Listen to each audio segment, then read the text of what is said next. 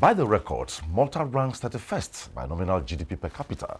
Malta has the 7th largest merchant navy by capacity. Malta is the 14th most populous European island.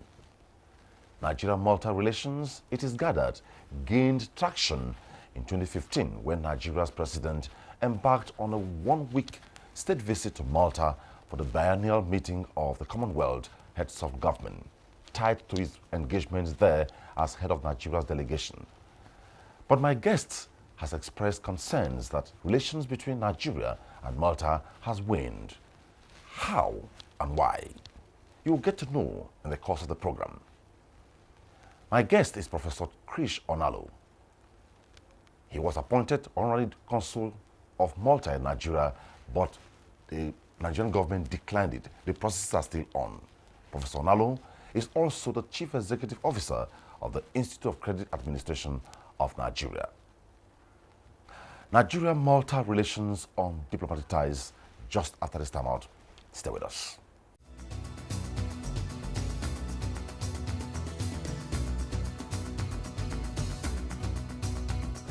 Welcome to Diplomatic Ties. And we're doing our best to make it as convenient and easy as possible for prospective students. What we can do is just support the efforts of West African countries to integrate, to organize a better regional, political and economic integration. Welcome to the program. Thank you. Diplomatic ties, building friendship and enhancing oneness among nations. Watch Diplomatic Ties on NTA International. Professor Onalo, it's my pleasure to welcome you to Diplomatic Ties. Thank you very much. Good to see you, Amini. Good to see you. Well, you have been quoted severally expressing a concern, a worry about relations between Malta and Nigeria. How? Well, Malta is a very small country in the Mediterranean island, and it's one of the oldest countries in the world. And I've been there first 2005 when the Commonwealth head of the head of government met there, and it gave me opportunity to look at the country. Within 1 hour, you are done with moving around the country. And it's so exciting what I saw. Very small country, well developed, and people are so eager, people are so happy. And you see a lot of institutions are trying to do a bit of study about the country. And I was told to my chagrin that per capita income of that country is way over $4,000 US. And then, because we went for business, the Commonwealth Business Council Forum as well, I was able to interface with a lot of business people. And they told me that the Maltese are looking to go out because as an island and as a small country, there's no further space for their business people. Everything is working there. And so they are looking to move out to the wider world, particularly developing countries, emerging economies. And Sub-Saharan Africa was on their very strong map, and Nigeria was a good one for them. And so it's a good place to go. Tourism-wise, they are very fantastic places of interest in Malta. And historical record about, if you are a Christian, you know what happened between St. Paul, and the Apostle Paul and his team, what happened there, the story about the snake. And so it becomes a very attractive. They have the sites still there? Yes, the sites are still there. Okay, so the question now is that, why would you say that Nigeria-Malta relation has waned?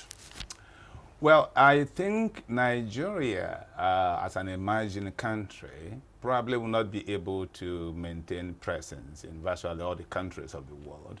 But Nigeria can be strategic in her thinking, to know which countries are looking to move out, irrespective of their size. Which country could be looking at the Nigeria destination.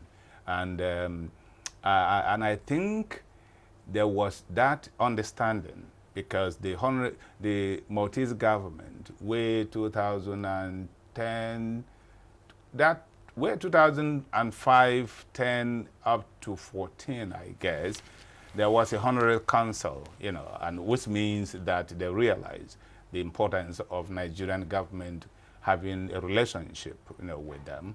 And I was quite happy at that time to know that there was a honorary council and was promoting the bilateral relation between Nigeria and the Malta. And the Maltese government, the Maltese business people were coming here supported by their government, investing in this country and all that. And I think that seems to have waned down in a way.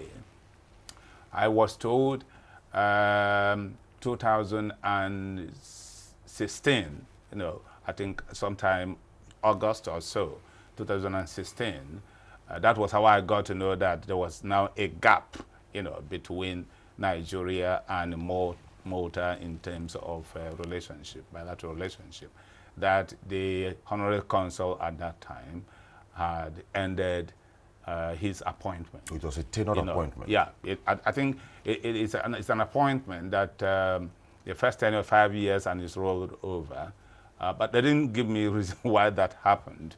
And the reason... Was he Nigerian? Yeah, a Nigerian.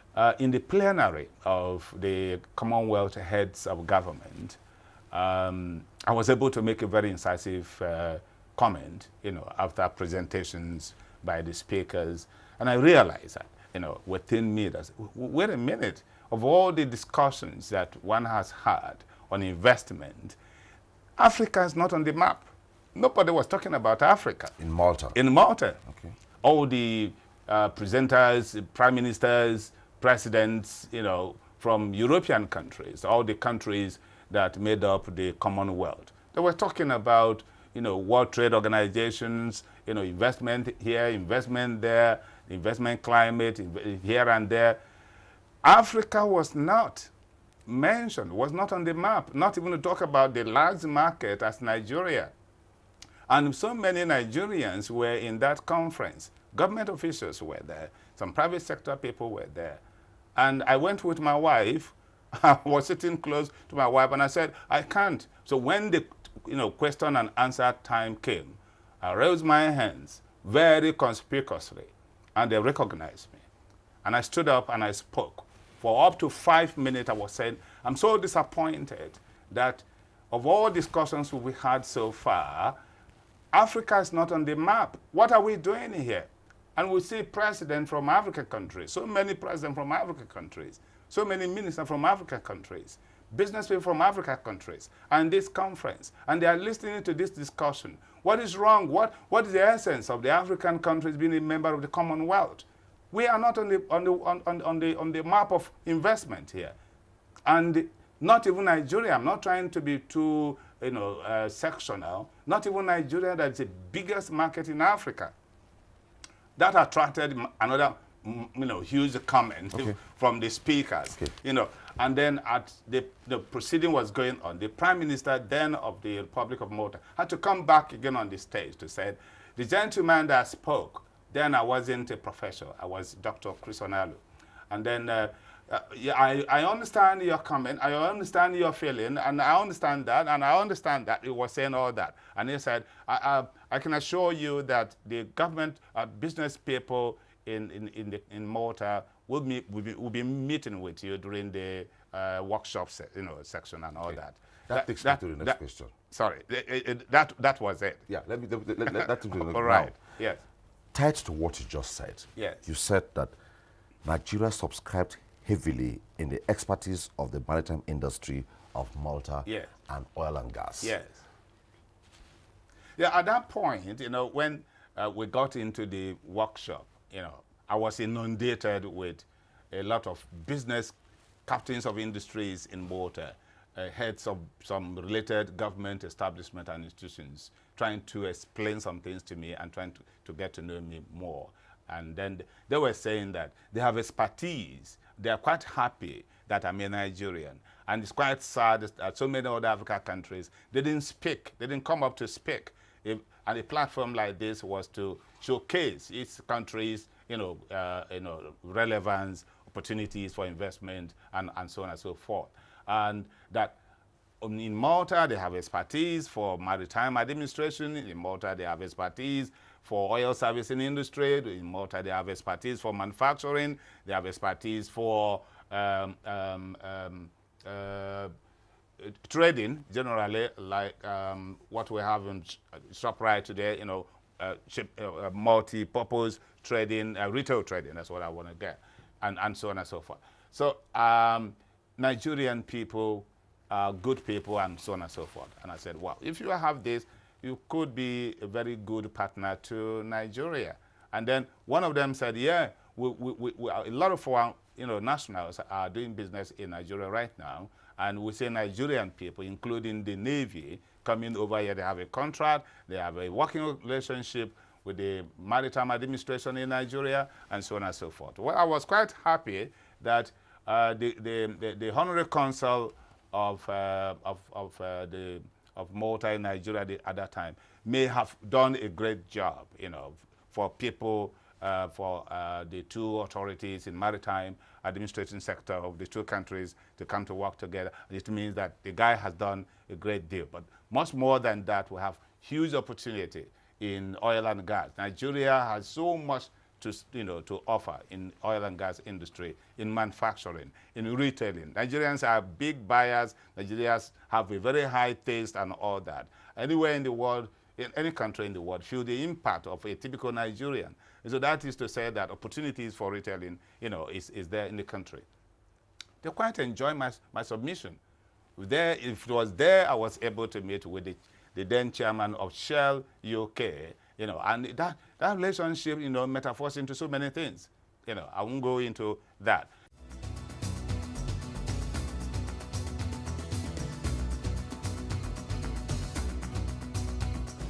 Welcome to Diplomatic Ties. And we're doing our best to make it as convenient and easy as possible for prospective students. What we can do is just support the efforts of West African countries to integrate, to organize a better regional, political and economic integration. Welcome to the program. Thank you. Diplomatic ties, building friendship and enhancing oneness among nations. Watch Diplomatic Ties on NTA International. Let me ask you this. What can be done to restore or strengthen these relations all over again? Well, what I wanted to say before is connecting to that. We'll get to that. Yeah. Just give us what can be done is simple. No country can operate in isolation. There must be a representative, mechanism in place. Malta is a small country. They can't afford to open up a full-fledged, embassy in Nigeria. So they rely on credible person with impeccable character and with a bit of, versatility in business, human passion, empathy, to be able to represent their country in your own country. And that it does not exist right now. The point I was making, before this question was... I'll still get to that. Yeah, was that... Let's just exhaust this. Yeah. Okay, was that in that 2016, around August or so, or July, when that call came to me, it became clear that the then Honorary Consul of Malta in Nigeria has had his tenure ended. And since then, till now I'm speaking with you, there is no representative mechanism between these two countries. So what that means is that there is no activity between Nigeria and Malta in terms of bilateral and all that. And that is not too good for the two countries. Let me fine. Yes. The UN has a convention on diplomatic protocols that small countries can take advantage of appointing honorary consul to serve their interests in the country. Yeah. And usually, the honorary consul appointed by Malta must be a national of that country. That's right. Where it intends to have mission presence. Right. That is to say that Maltese government must keep its eyes open Yep. to see a credible Nigerian he could appoint to serve his interests bilaterally in Nigeria. That's right. Now, it's on record that you were appointed, Yeah. but somewhere along the line, the Maltese government wrote to you or called you to say the Nigerian government declined. Yeah. What would have happened? Well, Maltese government actually picked contact with me, ostensibly when the tenure of the then Honorary Consul expired. And I said to them, why, you've got someone already representing your country here? They said, no, it's not in perpetuity. That has ended. And if I recall my conversation, in 2005 in Malta, they still have my dose and all that. Therefore, they were quite impressed, and they would like to begin the process, if I am happy for that, of having me becoming their honorary consul representative in Nigeria. And then the guy who was talking with me on the phone said, but Chris, take note that honorary consul does not come with any benefit to you, and it will not attract any benefit to you from your country. It's a humanitarian service. You are going to be able to look after our people. And I said, okay, fine. That's fine. So the process commenced. They sent me a form. They sent me some tips, the rules and regulations. It was something that I'll be happy with. And I said, okay, I do a lot of businesses. I'm a professional credit analyst. I'm a professional credit manager. And of course, they've gone ahead before that, making that contact to find out about me. My name is, just type Professor Chris Onalo or Chris Onalo on the internet. You will see much more than you can read. I'm not a hidden person. So they've done a lot of their research on me. And eventually the process continued and they got me appointed. So now that was what happened. And then 2 months later, a letter came that I've been appointed by the Maltese Prime Minister as their honorary consul in Nigeria, but subject to the Nigerian government approving the appointment. And until that is done, I should not parade myself as the honorary consul of Malta in Nigeria. And I'm a very principled person. I kept to rules and regulations. And then, after about 3 or 4 weeks, the letter came to the Nigerian Ministry of Foreign Affairs formally, and then Nigerian Foreign Affairs got in touch with me, invited me to Abuja, and then, they were quite excited. Just as we are chatting, we chatted, and they're trying to know more about me. And so much that they heard from me, they said, I certainly will be able to contribute to the overall bilateral mandate of the Ministry of Foreign Affairs. And I was quite happy. And they said, but this appointment is going to go through security clearance. 1 good year passed. There was no response. Even the Minister of Foreign Affairs, Nigeria Minister of Foreign Affairs, was worried. Maltese government people were worried. What is happening? Why have we not had a response from your government? We appointed you. We have trust in you. We have confidence in you. And I think your country should celebrate you. It doesn't need to take this time. It's not ambassadorial. It's not a consulate. It's a honorary consul. What is holding there? Rather than expecting the positive outcome, a letter was sent to the Minister of Foreign Affairs by National Security Advisor's Office that Professor Chris Onalo is not worthy to be the honorary consul of the Republic of Malta in Nigeria, that the Republic of Malta government may choose to select another person. That was the end of it. So and the Minister of Foreign Affairs Nigeria here was shocked because that was really unexpected. With this development, yes, what does Nigeria stand to lose? Nigeria, or what does Malta stand to lose? Both countries are losing because about sometime either November or December last year, I read in a paper someone a Nigerian had just come back from Malta. I think he's the president of an association that has to do with maritime and all that. And he said, Maltese are looking eagerly forward to come into helping Nigerian maritime industry. Maltese are looking forward to come into the country to help in our oil and gas project, that we talk about, and they want to set up manufacturing companies. They want to open up retail, outlet, big malls, shopping malls, supermarket, and the rest of them. So, but with this kind of deadlock, there's no medium by which the two countries can collaborate and all that. Ghana is there already in that country, but they are not looking at Ghana in the same way they look at Nigeria. We need foreign investment to come in, as much as we need to borrow. Okay. In my opening, I said that Yes. Nigeria-Malta relations gained traction Yes. when President Muhammadu Buhari was there Yeah. for 1 week, Yeah. had a biennial meeting of the Commonwealth heads of government, Yes. and he had other side meetings. So do you think that then and now something has not happened Well, in the midst of all this? in 2015, I was not there. He was there. But if anything, side meetings and all that, you can see, I'm happy you asked this question. Okay, let's look at global issues now. What's your opinion about globalization currently? Well, globalization is interesting. It shows that you cannot be an island. You need the strength of someone which you don't have. And someone needs your strength which they don't have. That is the essence of globalization. Competitive advantage. Nobody come here. There's nothing free.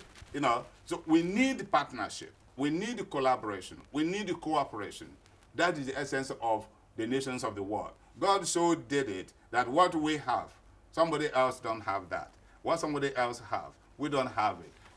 God is God of globalization. Okay. So he created that scenario so that we will look for each other. Okay. What will you say about globalization and competitiveness? Competitiveness is globalization that is a standard.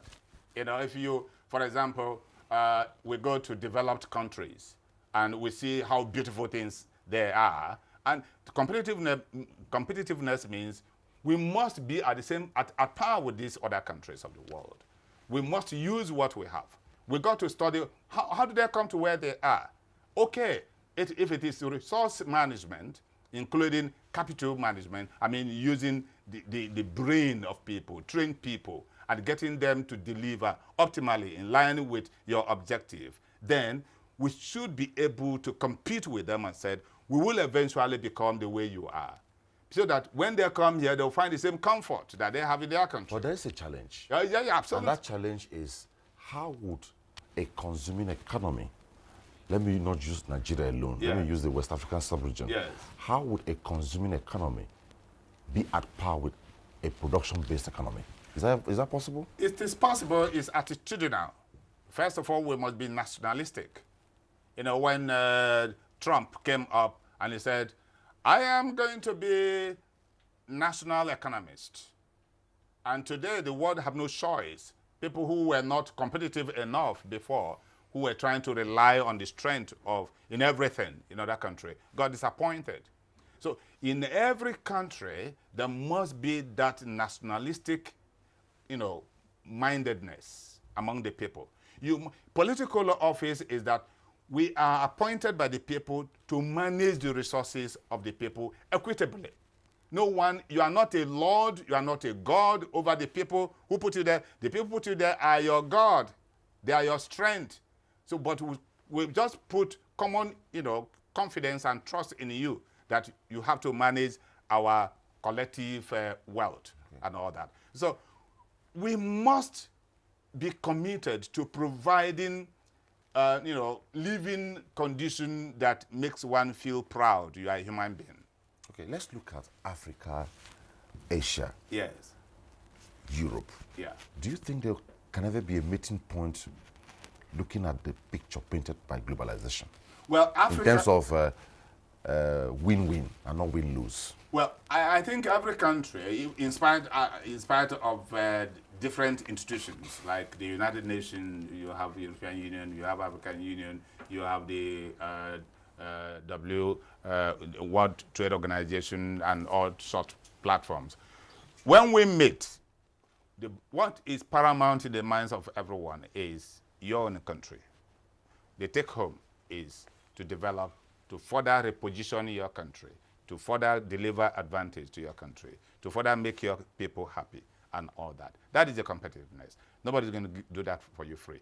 In terms of Africa, where we belong, and our African leaders, a typical African leader hasn't yet caught that vision.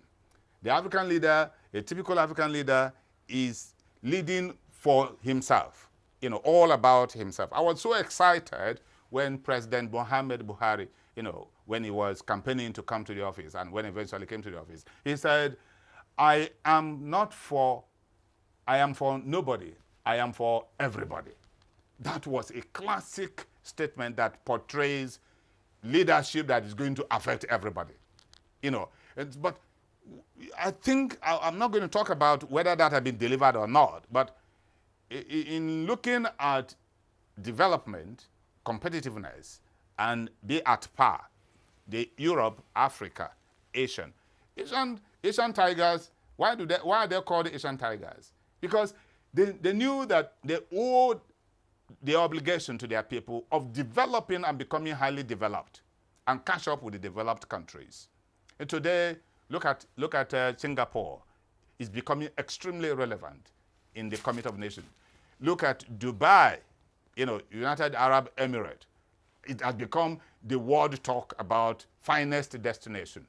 I mean, the question is, what is wrong with Africa? I'm thinking about what to do to make life, relationship between these two countries much better.